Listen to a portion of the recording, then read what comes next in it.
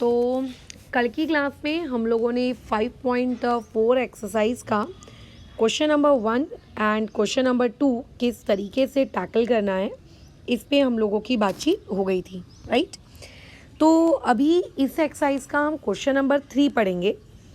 अब देखो question number 3 क्या है इसके बारे में कल ऑलरेडी मैं आप लोगों को अच्छा खासा प्रवचन दे चुकी हूँ। मैंने ट्रेपेजियम का एक इंट्रोडक्टरी वीडियो बनाया था जिसमें मैंने ट्रेपेजियम की दो बहुत ही महत्वपूर्ण प्रॉपर्टीज़ का जिक्र किया था। एक प्रॉपर्टी जिसका प्रूफ प्रॉब्लम सेट में है वो मीडियन वाली, और दूसरी प्रॉपर्टी बेस एंगल वाली, ठीक है। लेग्स अगर इक्वल दिए हो, इसका प्रूफ हम लोगों की 5.4 के क्वेश्चन नंबर 3 में है।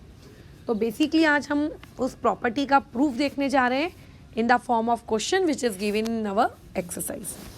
तो चलिए शुरुआत करते हैं। फिर क्या बोला जा रहा है, इन क्वाड्रिलैटरल ABCD, ठीक है। मतलब आपके पास गिवन पार्ट में ये है कि आपके पास एक क्वाड्रिलैटरल है जिसका नाम है ABCD। बाजू में उसकी शक्ल सूरत आपको सब कुछ दी हुई है।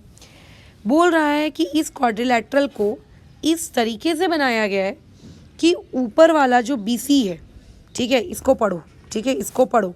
ये जो ऊपर वाला जो साइड BC है ये छोटा है और ये जो AD साइड है ये बड़ा है। ये इन्फॉर्मेशन आपको बस इसीलिए दी है ताकि आप बाजू वाले डायग्राम को देखकर ये आप कतई ऐसा ना सोचें, ठीक है, कि मैडम वो BC और AD आपस में दोनों के दोनों इक्वल हैं। आप ऐसा ना सोचें।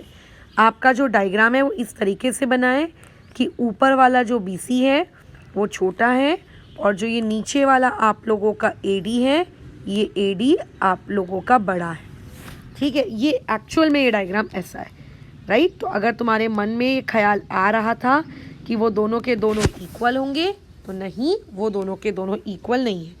तो ये डायग्राम को समझने के लिए वो डेटा है।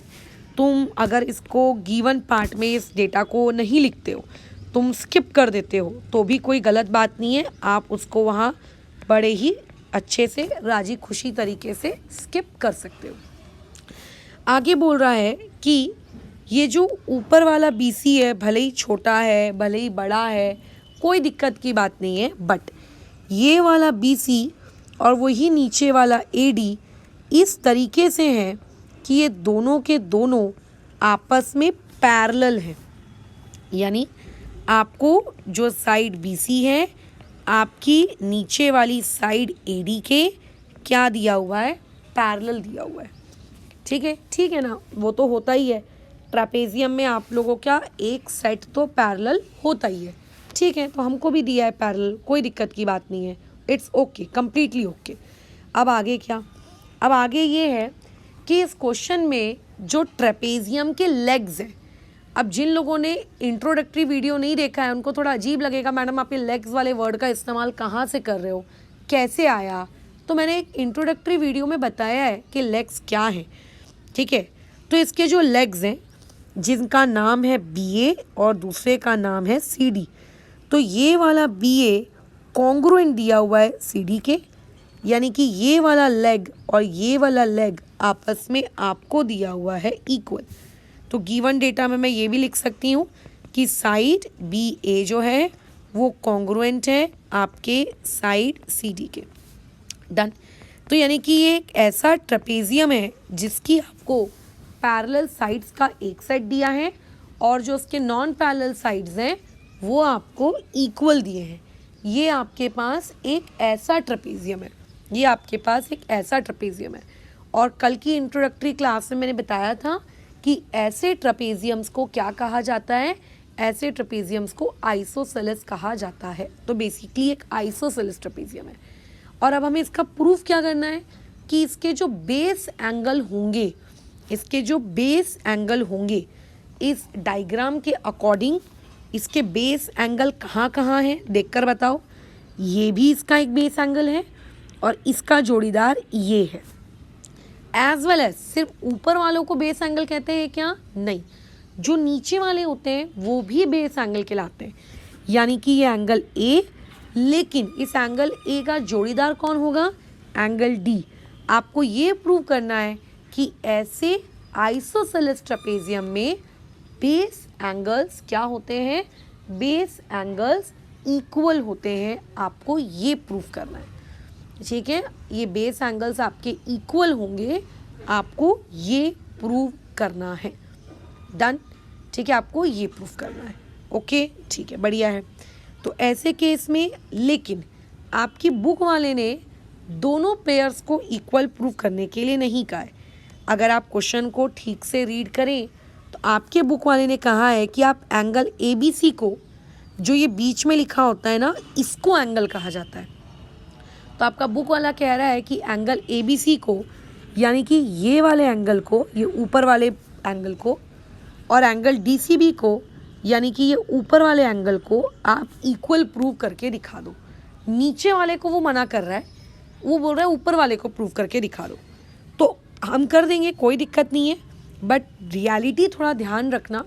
किसी भी आइसोसेलेस ट्रेपेजियम में ऊपर वाले बेस एंगल भी इक्वल होते हैं और नीचे वाले बेस एंगल भी इक्वल होते हैं, दोनों इक्वल होते हैं। हमारे क्वेश्चन में सिर्फ ऊपर वालों को प्रूव करने को बोला है, इट डजंट मीन्स कि सिर्फ ऊपर वाला होता है, ठीक है। हम प्रूव लेकिन शुरू करते हैं। मुझे कंस्ट्रक्शन की ज़रूरत पड़ेगी। तो कल जब हमने इसी एक्सरसाइज का क्वेश्चन नंबर 2 किए थे, जिसमें हमको वो नीचे का एक बेस एंगल ढूंढना था, तो हमने क्या कंस्ट्रक्शन किया था, हमने परपेंडिकुलर ड्रॉप किया था। वही सेम कहानी आज आपको फिर से रिपीट करनी है। जो साइड छोटी है वहाँ से नीचे एक परपेंडिकुलर ड्रॉप करेंगे। इसीलिए क्वेश्चन में बताया गया था कि छोटी कौन है, ठीक है। जो साइड छोटी है वहाँ से नीचे एक परपेंडिकुलर ड्रॉप करेंगे। डन। तो इस पर्टिकुलर क्वेश्चन में जो मेरा कंस्ट्रक्शन हो जाएगा, वो कंस्ट्रक्शन ये होगा। इसको कुछ नाम वाम दे दें क्या, इसको दे देते हैं P, इसको दे देते हैं Q। तो यहाँ पे आ जाएगा आप लोगों का ड्रॉ BP, ठीक है। अच्छा, बना रहे हैं भाई BP किसके परपेंडिकुलर बना रहे हैं, आपके साइड AD के परपेंडिकुलर बना रहे हैं। एंड आपको क्या करना है, CQ ड्रॉ करना है परपेंडिकुलर किसके, साइड AD के। डन, इस तरीके से। तो ये तो हो गया इस क्वेश्चन में क्या दिया है, क्या प्रूव करना है, और उसको प्रूव करने के लिए हमारे द्वारा किया हुआ कंस्ट्रक्शन। अब आगे कैसे करेंगे मैडम, जो चीज़ टू प्रूव करने को बोली है आप उसको कैसे प्रूव करेंगी, how you are going to do. तो अगर तुमको थोड़ा सा भी कल की क्लास याद है, कल की क्लास अगर तुम्हें थोड़ी सी भी याद है, तो ये जो 2 ट्रायंगल्स क्रिएट हुए हैं, ठीक है, ये जो 2 ट्रायंगल क्रिएट हुए हैं, ये क्रिएट हुआ है आप लोगों का एक ट्रायंगल, ये ना, ये लेफ्ट में क्रिएट हुआ है एक ट्रायंगल, ये राइट में क्रिएट हुआ है दूसरा ट्रायंगल। तो कल मैंने आप लोगों को इन दोनों ट्रायंगल को कैसे कॉन्ग्रुएंट प्रूव करते हैं ये आपको बताया था कि नहीं बताया था, बिल्कुल बताया था मैडम। तो बस आप आज की क्लास में इन दोनों ट्रायंगल को सेम वही कंसेप्ट से कॉन्ग्रुएंट प्रूव कर दीजिए। तुम्हें अगर यकीन नहीं हो रहा है तो मैं तुम्हें दिखाती हूँ कि देखो मैंने कल की क्लास में करवाया था। ये रहा 5.4 एक्सरसाइज, ये रहा इसका क्वेश्चन नंबर 2, और देखो इसमें मैंने आप लोगों को कल ये दोनों के दोनों ट्रायंगल किस तरीके से कॉन्ग्रुएंट प्रूव करने हैं ये पूरा का पूरा कल बताया हुआ है। यहाँ पर बताया है कि नहीं बताया, देखो यही सेम टेक्निक का इस्तेमाल हमको यहाँ पर भी करना है। यही सेम टेक्निक का इस्तेमाल कॉन्ग्रुएंट प्रूव करने वाली सेम टेक्निक, ठीक है। इस टेक्निक का इस्तेमाल करेंगे 5.4 के इस ट्रायंगल को कॉन्ग्रुएंट प्रूव करने के लिए, ठीक है, इस ट्रायंगल को कॉन्ग्रुएंट प्रूव करने के लिए। तो चलिए शुरू करते हैं। कल की क्लास में ऑलरेडी किया हुआ काम है, फटाफट हम लोगों का हो जाएगा। देखो आपके पास है एक ट्रायंगल, क्या नाम है ABP, और दूसरे का नाम है CQD। आपको इन दोनों को कॉन्ग्रुएंट प्रूफ करना है। मैं ऑलरेडी कल ही बता चुकी हूँ, जब आपको ट्रायंगल को कॉन्ग्रुएंट प्रूव करना रहता है तो आपको ये देखना रहता है कि उन दोनों में क्या क्या चीज़ें आपको इक्वल दी हैं, उसके अकॉर्डिंग को फिर क्वेश्चन को आगे लेके जाना होता है। तो ट्रायंगल ABP में पहले से आपको ए बी और पहले से आपको सी डी इक्वल दिया है, ठीक है। तो आप यहाँ लिख सकते हो कि आपका जो सेग ए बी है ये कॉन्ग्रुएंट हो जाएगा सेग सी डी के, और इसका रीज़न हम लोग यहाँ पे दे सकते हैं गिवन। कंस्ट्रक्शन हमने इस तरीके से किया है कि आपका एंगल पी कॉन्ग्रुएंट हो जाएगा एंगल क्यू के, और इसका रीज़न हम लोग दे देंगे ईच 90 डिग्री, क्योंकि दोनों 90 डिग्री के थे। अब यहाँ वो एक तीसरी चीज़ है जो एक स्टूडेंट से मिस हो जाती है, उसको समझ ही नहीं आता है कि वो तीसरी चीज़ कौन सी है जो आपको कॉन्ग्रुएंट दी है। तो वो तीसरी चीज़ ये है कि आपका जो ये परपेंडिकुलर डिस्टेंस है बी पी, ठीक है, बी से लेके पी पॉइंट तक, ये जो आपका परपेंडिकुलर डिस्टेंस है बी पी, ये परपेंडिकुलर डिस्टेंस बी पी और ये परपेंडिकुलर डिस्टेंस सी क्यू आपस में इक्वल होगा। क्यों इक्वल होगा ये मैंने कल की क्लास में डिटेल में बताया था, ठीक है, इसीलिए मैं अभी रिपीट नहीं कर रही हूँ, जस्ट तुमको रिमाइंडर दे रही हूँ। तो इसका रीज़न हम क्या देंगे, perpendicular distance between parallel lines. Parallel lines के बीच में अगर आप परपेंडिकुलर डिस्टेंस बनाते हैं तो वो परपेंडिकुलर डिस्टेंस इक्वल होता है। तो इस तरीके से आपका triangle A B P congruent prove हो जाता है ट्रायंगल सी क्यू डी के। और कौन से टेस्ट से इसको हमने कॉन्ग्रुएंट प्रूव किया है, RHS के टेस्ट से। लेकिन मैडम इसको आपको कॉन्ग्रुएंट प्रूव करके क्या मिला, मैं अगेन कहूँगी आप CACT लगा लो, CSCT लगा लो, जो आपको रिक्वायर्ड है आप वो लगा लो। तो हमारी रिक्वायरमेंट क्या है, हमारी रिक्वायरमेंट ये है कि किसी तरीके से हम एंगल्स को इक्वल दिखा दें। साइड में हमको कोई इंटरेस्ट नहीं है, हम एंगल्स को इक्वल दिखा दें। तो क्या आप इस वाले एंगल ए को और इस वाले एंगल डी को इक्वल दिखा सकते हो? तुमने कहा बिल्कुल मैडम, अगर ये दोनों ट्रायंगल मेरे कॉन्ग्रुएंट आ गए हैं तो मैं angle A congruent to angle D लिख सकता हूँ, और इसका रीज़न है मेरा CACT। But angle A congruent to angle D ये चीज़ लिखकर मुझे क्या अचीव हुआ, क्योंकि मुझको तो angle A congruent to angle D prove करने को नहीं बोला था, उसने तो मुझको angle B congruent to something something वो प्रूव करने को कहा था। तो मैडम वो तो आपने प्रूव किया ही नहीं। अरे कर रही हूँ ना, देखो क्या है, आपका ट्रायंगल कॉन्ग्रुएंट प्रूव हो गया है, तो आप वहाँ पे CACT किसी भी एंगल में लगा सकते हो, किसी भी साइड में लगा सकते हो CACT, चॉइस आपकी है। क्वेश्चन में हमको angle A congruent to angle D नहीं बोला गया था, तो मैं उस पर CACT लगा के क्या करूँ, फालतू टाइम पास क्यों करूँ मैं अपना। मेरे को जो कॉन्ग्रुएंट प्रूव करने को बोला जा रहा है वो है B और C, तो मैं CACT अगर मुझे लगानी भी है तो मैं B और C के लिए लगाऊंगी ना, A और D के लिए लगा के क्यों टाइम पास करूँ। ऐसा नहीं है कि लगा नहीं सकते, अगर ट्रायंगल कॉन्ग्रुएंट प्रूव हो गया है लगा सकते हो, बट रिक्वायरमेंट नहीं है इसीलिए नहीं लगा रहे, ठीक है। तो इसीलिए ये ऊपर वाला हमारा जो B है और ये जो हमारा बाजू वाला C है, इस पर हम CACT लगाएंगे, और यहाँ पे हम ये लिखेंगे A और D के बदले में कि हम लोगों का एंगल B कॉन्ग्रुएंट क्या हो जाएगा, एंगल C के। अच्छा, अब लेकिन इस तरीके से जो तुम्हारी लिखने की आदत है कि angle B congruent to angle C, बेकार है, क्योंकि एक्चुअल में डायग्राम में अगर आप देखो तो एंगल B यहाँ से लेके यहाँ तक को कहते हैं, ग्रीन वाले को एंगल B नहीं कहते, वो तो एंगल B का एक छोटा सा टुकड़ा है। वैसे ही एंगल C उस छोटे से ग्रीन वाले को नहीं कहते, यहाँ से लेके यहाँ तक को पूरा का पूरा एंगल C कहते हैं, पूरा का पूरा एंगल C। तो ऐसे में डायरेक्ट लिख देना B equal to C, this is completely wrong. कई बच्चे लिख देते हैं, तो हम क्या करें, हम कुछ मार्किंग कर देते हैं। लेट्स से ऊपर के ग्रीन वाले को अपने डायग्राम में एंगल 1 बता देते हैं, अपने डायग्राम में बाजू वाले ग्रीन को एंगल 2 बता देते हैं। तो हम ये लिखेंगे B कॉन्ग्रुएंट टू C के बदले एंगल 1 कॉन्ग्रुएंट टू एंगल 2। लेकिन मैडम क्या इससे हमारा प्रूफ हो गया, क्या नहीं हुआ? क्यों नहीं हुआ मैडम, अभी भी इतना मेहनत करने के बाद भी? वो इसीलिए नहीं हुआ क्योंकि टू प्रूव में आपको बोला जा रहा है एंगल ABC एंगल ABC का मतलब है ये कंप्लीट वाइट, ये कंप्लीट वाइट, ना कि वो छोटा सा 1 नंबर। एंगल DCB यानी कि ये कंप्लीट वाइट, ना कि वो छोटा सा ग्रीन। अरे यार, ये तो अभी भी प्रूफ नहीं हुआ। अब हम क्या करें? अब हमारी गाड़ी अटक गई।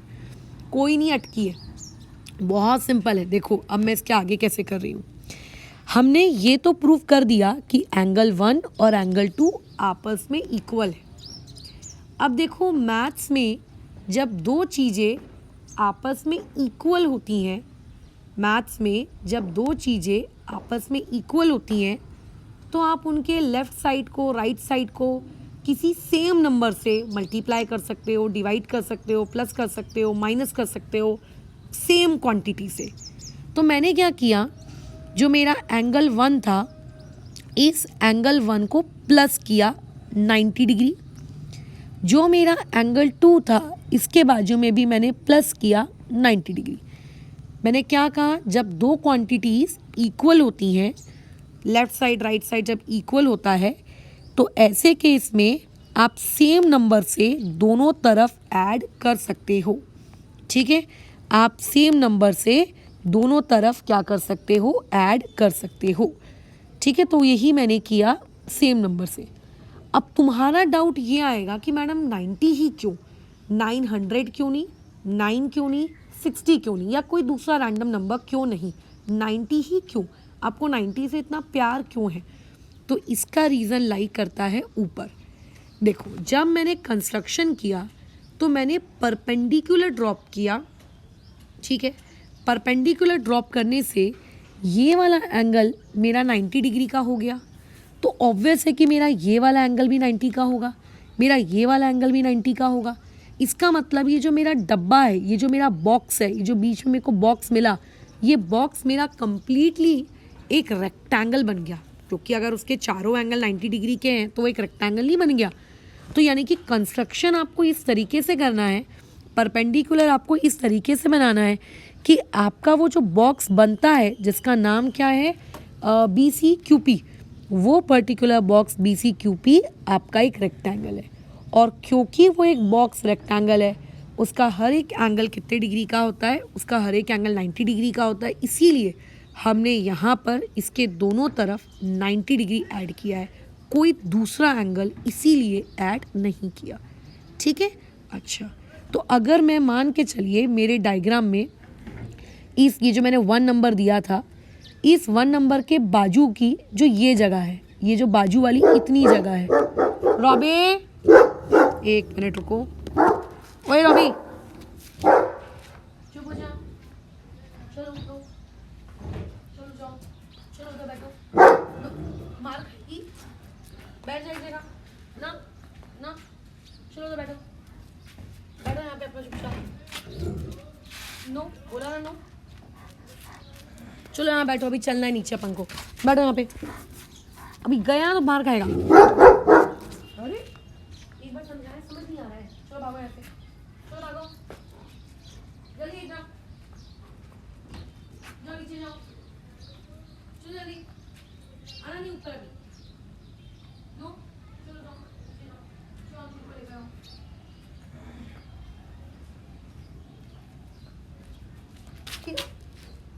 चुप रहना है, देखो डिस्टर्ब नहीं करना, अभी 5 मिनट का काम बाकी है। ठीक है, तो अब देखो इसका मतलब ये वाला एंगल बाजू वाला, इसको अगर मैं नाम देना चाहूँ तो इसको मैं 3 दे सकती हूँ। सिमिलरली ये जो छोटा सा टुकड़ा है, सिर्फ इतनू सा, कंप्लीट नहीं, इसको मैं 4 दे सकती हूँ। और ये 3 वाला भी मेरे 90 डिग्री का है और ये 4 वाला भी मेरे 90 डिग्री का है। क्यों? क्योंकि वो एक रेक्टेंगल है। बराबर, क्यों? क्योंकि वो एक रेक्टेंगल है। तो यानी कि इस एंगल 1 + 90 डिग्री को अगर मैं उसके 90 को रिप्लेस करके एंगल 3 लिखना चाहूँ, अरे यार समझ नहीं आ रहा।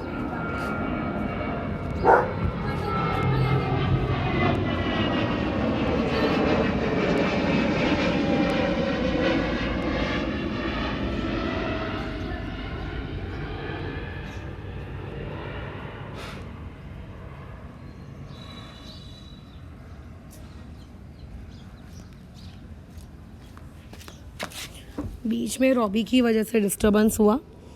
फिर देखो एंगल 2 + 90, तो अगर उसमें 90 को हटाकर डायग्राम के अकॉर्डिंग उस 2 के बाजू वाले की वैल्यू भी तो क्योंकि 90 ही है, बट अगर मैं उसको हटाकर अगर वहाँ 4 ये वाला वर्ड इंट्रोड्यूस कर दूँ तो क्या मैं कर सकती हूँ? बिल्कुल कर सकती हूँ। अब तुम अपने डायग्राम को देखो, एंगल 1 किसे कहा गया है? इस छोटे से को एंगल 1। एंगल 3 किसे कहा गया? इस छोटे से बाजू वाले को एंगल 3। दोनों को ऐड किया तो क्या बन गया? कंप्लीट एंगल ABC बन गया। यानी कि मैं यहाँ पे एंगल 1 + एंगल 3 की जगह एंगल ABC लिख सकती हूँ। और वैसे ही एंगल 2 + एंगल 4 की जगह देखो, ये 2 कौन है? ये बाजू वाला। 4 कौन है? ये बाजू वाला। दोनों को ऐड किया तो ये कंप्लीट एंगल बन गया, यानी कि DCB। तो मैं इसको एंगल DCB लिख सकती हूँ। हाँ, यही हमको प्रूफ करना था और ये हम लोगों का हो गया है प्रूफ दैट कंप्लीट। तो इससे कल जो एक बहुत ही इम्पॉर्टेंट सी प्रॉपर्टी थी कि अगर कल को कोई ट्रेपेजियम आपको आइसोसेलेस दिया है तो उस आइसोसेलेस ट्रेपेजियम को आप क्या कर सकते हो बताओ? उसके बेस एंगल्स को इक्वल दिखा सकते हो। ठीक है, तो वही प्रॉपर्टी आज हमने प्रूव कर दी। अगेन मैं रिपीट कर रही हूँ, बेस एंगल का ये मतलब नहीं होता है कि ऊपर वाले एंगल। मैंने कल की क्लास में भी क्लियर किया था, क्योंकि क्वेश्चन में हमें ऊपर वाले एंगल को प्रूव करने को बोला गया है, तो इसीलिए इस ऊपर वाले एंगल को हमने प्रूव किया। कर तो हम लोग नीचे वाले को भी सकते थे। ठीक है, बराबर। तो ट्रायंगल को कॉन्ग्रुएंट प्रूव करने के बाद, CACT लगाने के बाद, मैंने जो दोनों तरफ 90 डिग्री ऐड करके इस क्वेश्चन को सॉल्व किया। इसके अलावा और भी तरीके हैं इसको सॉल्व करने के, बट थोड़े लेंदी थे। मैंने इस टेक्निक को यूज़ किया है। अगर कोई दिक्कत या कोई डाउट हो तो फिर बात करते हैं।